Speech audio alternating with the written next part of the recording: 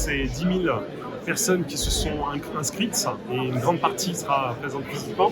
Donc faire venir plein de talents, des entreprises qui sont un peu ouverts sur ces questions-là, des médias, mais aussi des centres de formation, des associations de quartier se réunissent ici.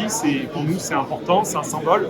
Et puis surtout, c'est une super réponse à donner à ces quelques mois nauséabonds où on a parlé d'une manière exécrable des personnes issues de la diversité, issues de l'immigration.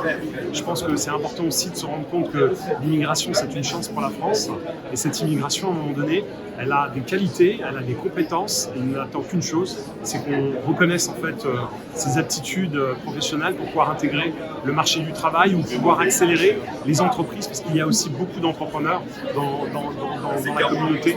Et donc voilà, il faut les soutenir et le sommet, il a pour vocation en fait de réunir tout ça, des investisseurs, des financiers, des entreprises, des directeurs généraux ou directrices générales et faire en sorte que demain on puisse aller beaucoup plus vite sur les questions d'inclusion et de recrutement.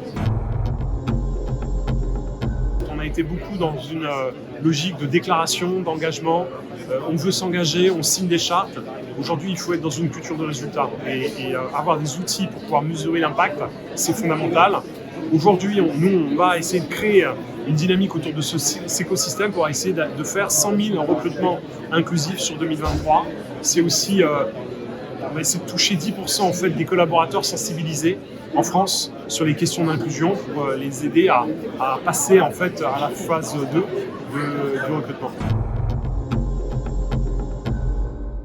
Et puis, ce qu'on sait aussi, c'est que non seulement c'est un enjeu de cohésion sociale, de permettre à chacune et chacun d'être recruté sur ses compétences, mais c'est aussi un enjeu de performance économique. Si demain, on était capable de recruter toute cette jeunesse ou toutes ces populations qui habitent dans les quartiers et qui ont véritablement des choses à apporter aux entreprises, on parlerait probablement d'une croissance à 2 chiffres en France.